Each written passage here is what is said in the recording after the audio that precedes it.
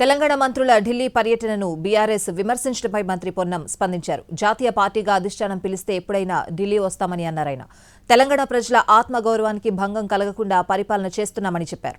ఇప్పుడు no cost cough syrup తో 60 రూపాయల విలువ గల ఇన్హేలర్ పూర్తిగా ఉచితం. దెబ్బకి దగ్గు జలుబు మాయం. అదైనా తల్లి కొడుకు అన్నట్టుగా మేము మంత్రులమైన ఏదైనా కాంగ్రెస్ పార్టీ నాయకులము కార్యకర్తలం. తప్పకుండా మా జాతీయ పార్టీ మా హెడ్ క్వార్టర్ ఢిల్లీ. మీరు తెలంగాణ ఉద్యమం అప్పుడు ఢిల్లీ రాలేదా? ఢిల్లీలో కదా నిర్ణయం జరగాల్సింది పార్లమెంట్లో. కాబట్టి ఢిల్లీ అనేటువంటిది దేశంలో అంతర్భాగం. Delhi political head quarter, all political national పార్టీకి ఇక్కడ ఆఫీసులు.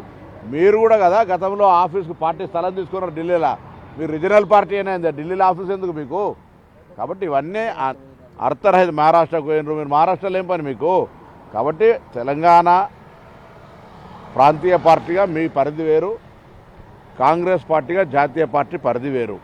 తప్పకుండా ఢిల్లీకి 100 సార్లు వస్తాం. మీరు ఎన్నిసార్లు అన్నా వస్తాం. మా పొలిటికల్ హెడ్ క్వార్టర్ ఢిల్లీ, మా లీడర్షిప్ ఢిల్లీ. డెఫినెట్లీ తెలంగాణ ప్రజల ఆత్మగౌరవానికి భంగం కలగకుండా పరిపాలన కొనసాగిస్తాం.